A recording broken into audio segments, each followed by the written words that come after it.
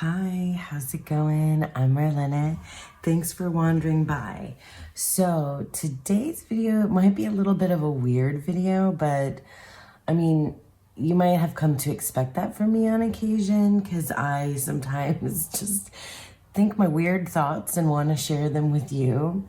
I'm sorry if you can hear, like, it sounds like someone's pressure cleaning, and I don't think I'm gonna have time to film this any other moment. So if it's a little loud in the background, maybe I can fix that. But anyway, also you might notice that my nails might change color throughout throughout the course of this, depending on how cold or warm I am. Anyway, because it's a thermal nail polish. Okay. Anyway, all that like preamble silliness aside, so the idea for this video came about because I was watching, oh my gosh, I can't remember the name of the video that I was watching. It was somebody on TarotTube that is doing a Deccan walk, a really kind of very full-on, very astrological Deccan walk, lots of information. But anyway, I was watching their video, and I'll link it in the description box below, but I don't even remember now which Deccan it was or what, but like there was one line that they said as they were talking about the tower. And so you'll probably know already what I mean because that's what I'm going to title this video.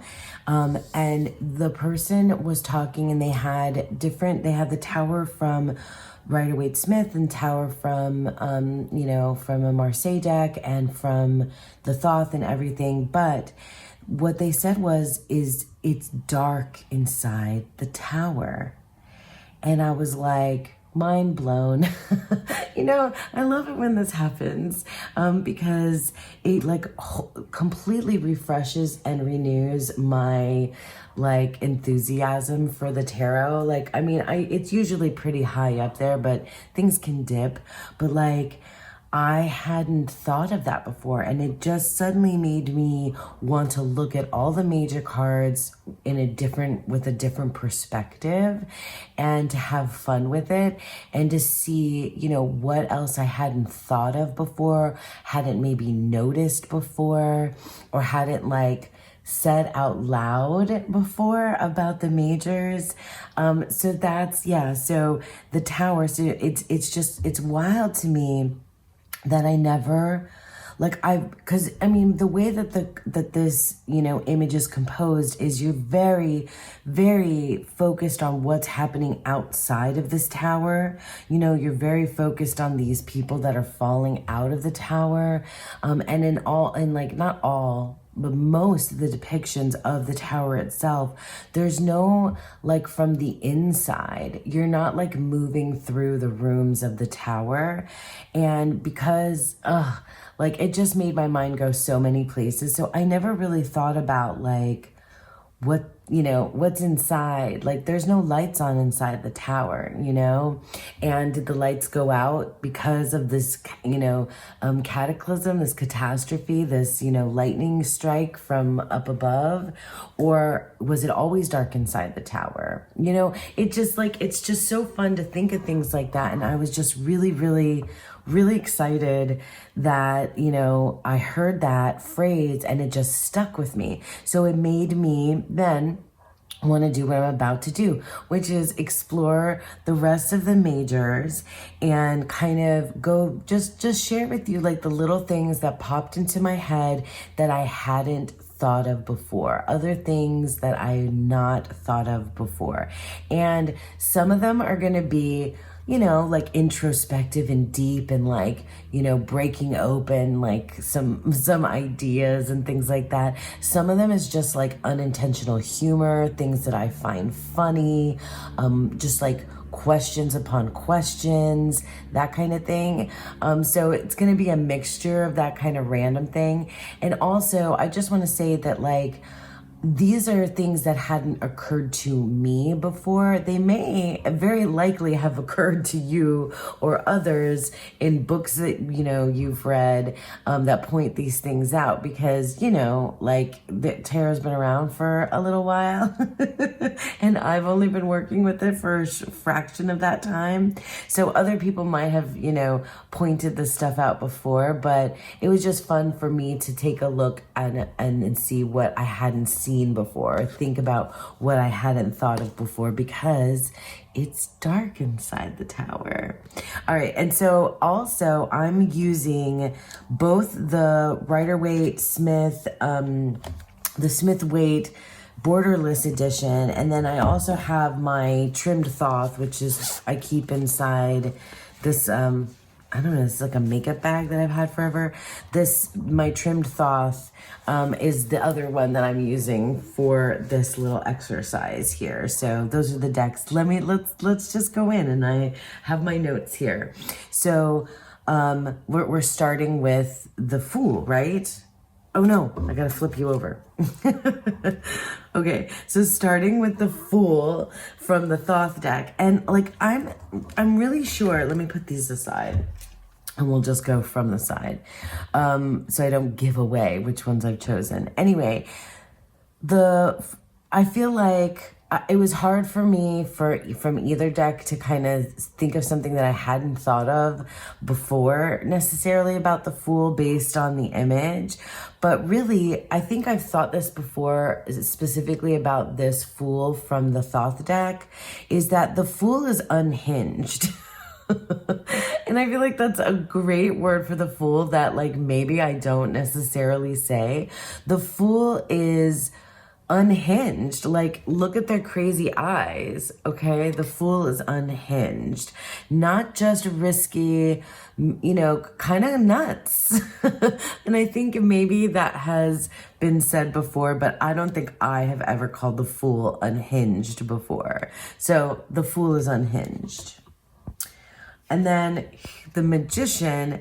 So this isn't about I did note, I don't know that I've really paid a lot of attention to the headband before, but also something that I was noticing by looking at the Magician in this kind of, what have I noticed before, is that like the flowers up above are floating.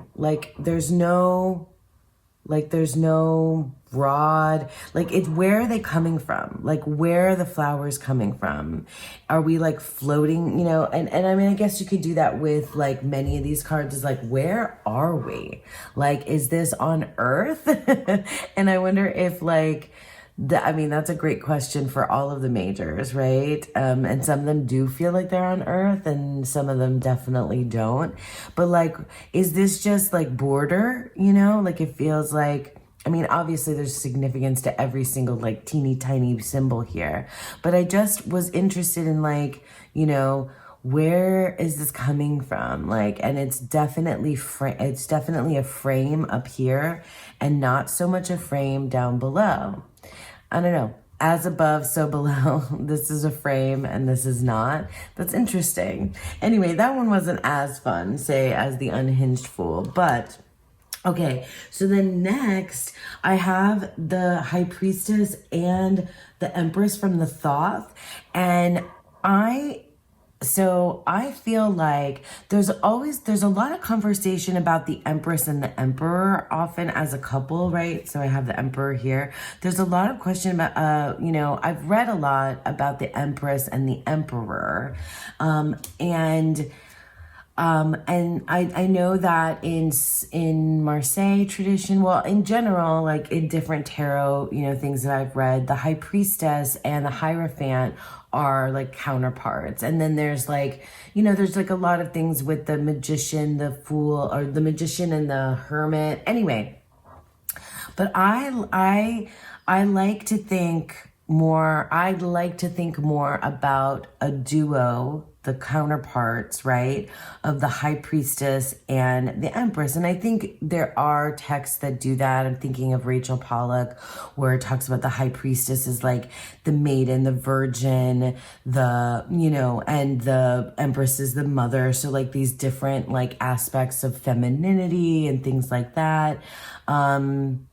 Yeah, I'd like to think more like in a like modern, like gender fluid way about, this kind of stuff too. Anyway, but that's a different side tangent. What I saw is that the Empress feels like a mermaid in this deck, in the Thoth deck to me. The Empress is a mermaid, and the High Priestess is casting a net to catch the mermaid. So make of that what you will. The net she's casting is to capture the mermaid. And they're, because they're in sequence, if they're in sequence. Anyway, that's just something I saw and noticed. The Emperor is wearing ballet slippers. The Emperor is wearing ballet slippers. There's not a lot of footwear throughout the majors, so I just think that that's like really interesting. And if you think about like all of the things to do with the Emperor, like he's very solid. Of course he's one that's wearing shoes, but they look like ballet slippers to me. Anyway, see, that one's a little bit more funny, random. Okay, the Hierophant, and I promise there'll be more from the RWS for those of you that aren't as big Thothy people. The 4 fixed signs in the Hierophant, so these 4 fixed signs, these are masks here. They are masks. And I feel like I didn't see them that way before. I think they looked like floating heads to me before, but now I definitely see them as like masks, and I need to explore more how that informs my interpretation of the Hierophant in the Thoth deck. But I just they look full on, especially because you can see the darkness. These are not like pupils. These are like fully like holes. These are masks, right? That's what I think. That's how I'm seeing them. I wonder if like people have always seen them that way or not. But yeah, masks. Okay, this might be something that people have like brought up many, many times. It might be in all kinds of crazy books, all kinds of tarot books. I meant like a crazy amount of books. That's what I meant. Anyway, there is a lot of discussion in the Lover's card of like where the gazes are, right? Where people are looking. So like she is looking at the angel, and the angel, so they're looking at each other. And the, Adam figure, right, is looking at the Eve figure in this depiction. But I thought too that there's a possibility if you look across this gaze here, and this, it might be not news to any of you, that it looks like Adam is looking at the snake and the snake is looking at him. Like there's the snake gaze is happening there. What do you think? I think it's interesting, and I never really kind of saw that before. So yeah, there's that. Okay, then I have the Chariot from the Thoth deck, and the Chariot is a time machine. Like, I was looking at this, and I have thought this before. I've thought 2 things. I've thought that the Chariot is underwater, which makes sense because it's the Cancer card, right? But I've also thought that the Chariot is like, this is like we're like moving, this is like spinning, this is spinning, and it feels very time machine. It feels very like, in like movies when they're like old movies when they're showing like, I'm thinking of Wayne's World now. Like, if you know, you know. yeah, it just feels like there's like all of this whirling, swirling stuff that's going on, and it's a time machine. And I feel like that's really cool because that like adds into the idea of like the quest and the adventure and the momentum and the movement, you know, of the chariot. But yeah, I like it. The chariot is a time machine. The chariot is a time machine. Okay. This might have been said before about the strength card, but based on the perspective here from Pixie's artwork, Pamela Coleman Smith's artwork, the woman and the lion are giants. Like if you look at those trees in the background and the mountain, like these are giants. And I find that like, it kind of gives me chills to just say that. I don't know why, but it really does make me feel kind of like spooky and like, just like it just feels really interesting, cool, right? And fascinating. So they're giants here.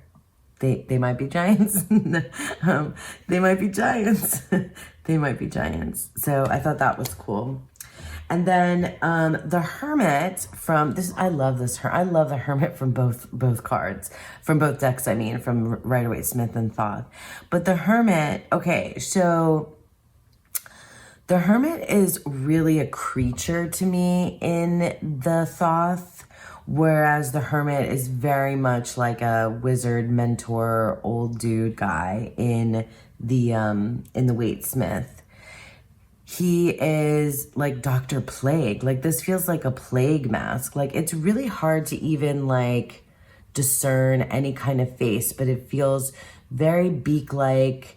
Is, you know, like, I mean, I'm sure people have, you know, said things like this before, but it feels very Dr. Plague mask. And it just feels more sinister than I originally thought of. Like you know, looking at it in a little bit of a different way, it feels a little bit more sinister when you really kind of take a look at the Hermit's, you know, head. Okay. All right. Now for a funny one. The Wheel of Fortune. Okay, so these... I swear to God, the fixed signs in the Hierophant and the World card and the Wheel of Fortune cards crack me up. Like just, it's really unintentional humor kind of across the board, and you'll see later. But like, tell me if you guys don't think that these two look like they're at a slumber party and they're just like laying down, reading their books and talking. It just really feels like that, does it not? Am I crazy? I just think it's really funny. We're just like, hey girl, you know, like what's going on? Or they're like, you know, it's like, it just so totally feels like a slumber party, like, you know? Anyway. All right. Now, the next two, I'm going to put the Thoth and the Waite-Smith side by side. And I haven't done that for any of the other ones, but like this just is what stood out to me as I was looking and thinking about these cards. The Adjustment card from Thoth and the Justice card from Waite-Smith. So like the symmetry in, you know, Frida Harris's artwork here is ridiculous. Like this card is if it's anything, it's like so symmetrical, and that I feel like is what, you know, like that is a huge component of justice, adjustment, you know, the balance, the symmetry, equality, etc. Okay, and so it's like so symmetrical, every, you know, every line, all the shapes. Okay, so that's like way crazy symmetrical, but the Justice card is not. So like things like there's one shoe, you know, one shoe behind the robe, one shoe out or one foot out.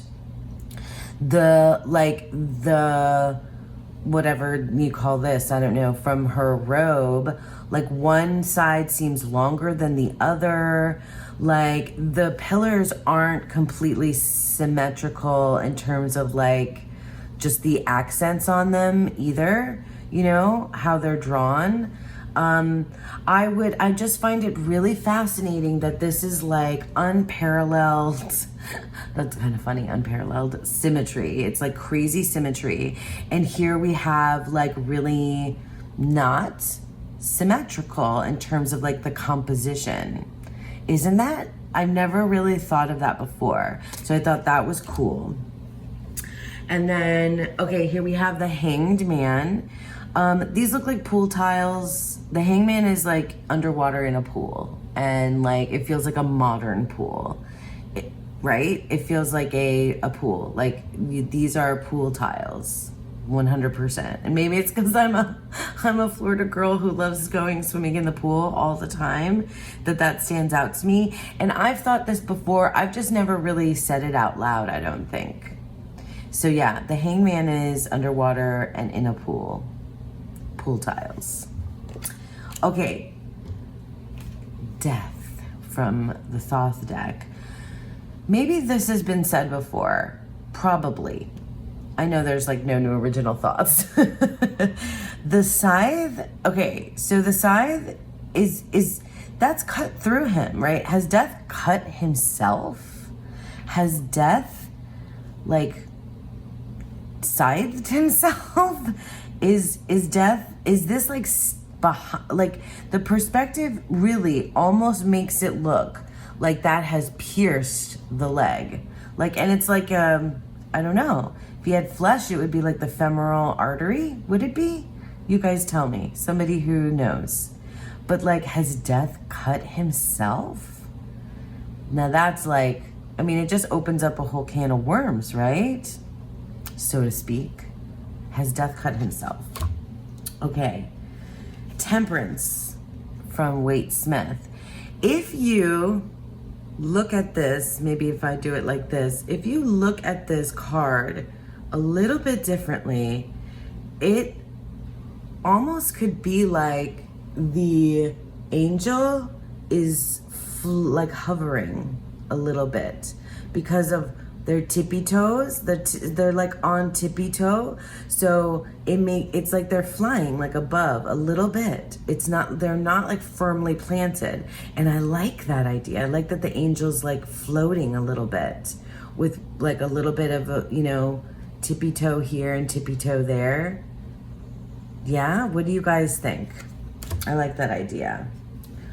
Okay, the Devil. So because this is one of the only other, you know, I mean, I didn't use any of the minors, but you could say this for any of the dark cards in the minors, because it's dark inside the tower. It's dark inside the tower. Is this a room inside the tower? Is this a room inside the dark tower? Oh, the Dark Tower, gosh. I could go on and on about Stephen King and the Dark Tower series. If you know, you know. Is this a room inside the tower? Yeah? What do you think? I think it's interesting, very, very interesting to think about. And then you could think that about the other dark cards. Ooh, that's crazy. Yeah, I'll put it back in order. So, is this a room inside the tower? It's dark inside the tower. Okay, the next two go together. The moon, the star and the moon. Because, okay, oops, the star and the moon like this. All right, and the thing that I came up with here is random and weird too. Why doesn't the math work out on these cards? And I'm sure there's other cards like this, but like, I really want the math to be more significant here, and I just wish it were, because you have an 8-pointed star, and you have 8 stars on the star card, and 8 and 8 is 16, not 17. Like, I wanted the math to work out, right? I want the math to work out. I want it to be 17 because the star is 17. Or are we considering her, and then that makes it 17, the goddess, right? Maybe? I don't know. What do you think? But I mean, the math is weird here, right? And I'm sure there's plenty of folks that talk about like the point, the number of points on all the stars and the number of things on the card and what it all means math wise. So, I mean, and I'm really not paying attention to math all that much, but on the moon, the same thing. Like all of these little, fiery kind of yods, or rays here, I want there to be 18 of them, and there's not. I've counted them before. 1, 2, 3, 4, 5, 6, 7, 8, 9, 10, 11, 12, 13, 14. 14, I might have missed one. That could be 15, or it could be like off by 1, but it's not 18. It's not 18. Why doesn't the math work? I feel like the math should work, right? That's just one of the random weird things that I thought of looking at the star and the moon. Okay, now here's the sun. I love the sun card from the Thoth deck. And the solar twins here, I've looked at them so many times, but like I never really looked close enough to notice that their hair are like, the hair is like butterfly wings, right? Is it hair or is it wings or is it both? Can you see? I'm like putting it as close as I can. Butterfly wings? Isn't that lovely? I mean, it's just so beautiful. I'm not sure what kind of impact that makes on my interpretation of the card. Like, and I'm sure that this is somewhere that somebody's talked about before, but I just thought that was so freaking cool. Okay, and then Judgment. So I realized that like Judgment is one of the only cards where you can, it's a sound more than an image. So it's like a sound imagery is really here. And like not one other card makes me think what song is playing. This card has a song. This card has a sound. What is that sound? What do you hear? Like what do you hear when you think of the angel blowing this trumpet or trombone or whatever, instrument? Like, what do you hear? What do you hear in these sounds? I'm like quoting from so many places. What do you hear in these sounds is a Dar Williams song. Again, if you know, you know. So yeah, like that sensory, the sound sense is not one that I like necessarily tap into that often when I'm reading tarot, but like the Judgment card really asks you to do that, right? What is this song? What is the sound that you hear? And I'm not going to even attempt to try to make a sound. I'm curious. You guys let me know. All right, and then finally for our universe and world card, I have both versions from the Thoth and from RWS. And I swear to God, you guys, this makes me laugh, like belly laugh so hard. And only my tarot peeps really understand just how damn funny this is, the unintentional humor. I think somebody did a video of unintentional humor in the tarot a while ago, and I meant to do it. I don't know that I did. Well, anyway, there's unintentional humor here in the universe card, in the Thoth, and in the world card. So let's start with the world card.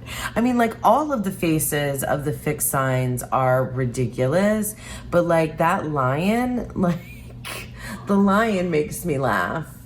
Like really makes me laugh. But and I just pulled this one in, but really the star of the show that we're gonna end on here today is this bull. Like what is he is oh my God, it's like, I mean, he looks like the animals in the Magical Forest tarot, but like his face is out of control. Like he is unhinged.